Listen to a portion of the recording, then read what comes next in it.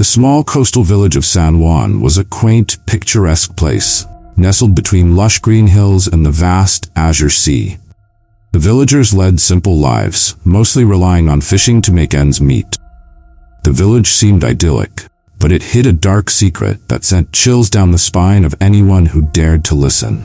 As night fell, the village would be enveloped in an eerie silence, broken only by the occasional sound of waves crashing against the shore. On certain nights, when the moon hung low and full in the sky, a beautiful haunting voice would drift over the water. Villagers called it the Singing Siren. The voice was like nothing anyone had ever heard. It was melodious, enchanting, and filled with a sorrow that tugged at the heartstrings. Despite its beauty, the villagers knew to stay indoors and cover their ears. They had heard the stories of those who didn't. One such story was that of Mang Pedro, a seasoned fisherman known for his bravery. One fateful night, Pedro decided to venture out to sea, determined to find the source of the voice. His wife pleaded with him not to go, but the siren's call was too powerful to resist. Pedro sailed into the night, the voice growing louder and more beautiful with each passing moment. He felt a strange sense of peace, as if the voice was calling him home. He rowed further and further until the village lights were mere specks in the distance. The villagers woke the next morning to find Pedro's boat drifting back to shore, empty.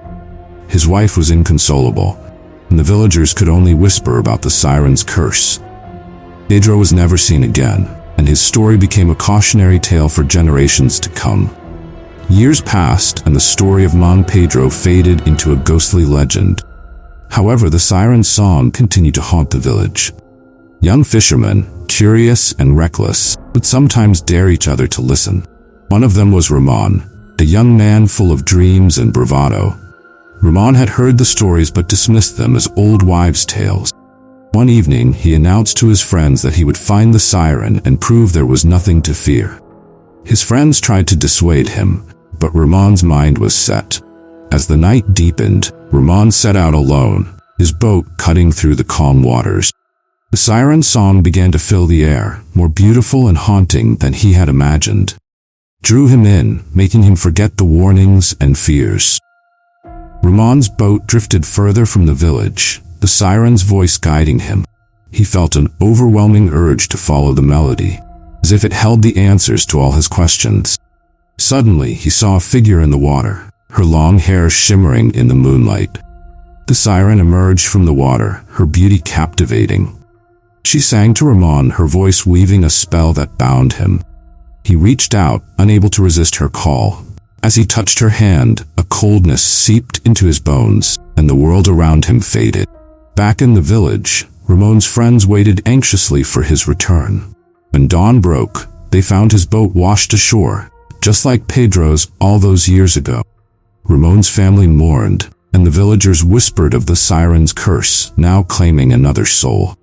The villagers realized that the siren's song would never cease, and each generation would have to contend with its haunting melody. They erected a shrine by the shore, hoping to appease the spirit and protect their loved ones from its call. Despite the shrine and the prayers, the siren's song continued to echo through the night. The villagers learned to live with the fear, teaching their children to resist the call and stay safe within the village. But every now and then, a brave soul would still venture out, drawn by the siren's haunting melody. The story of the Singing Siren became an integral part of San Juan's identity. It was a reminder of the beauty and danger that lay hidden in the world. And so the villagers continued their lives, always wary of the song that could lure them into the depths of the unknown. Thank you for joining us on this haunting journey. If you enjoyed this story and want to hear more eerie tales from Philippine folklore, don't forget to like, comment, and subscribe to Dilim Chronicles. Hit the bell icon so you never miss an update. Until next time, stay safe and always be aware of the unseen.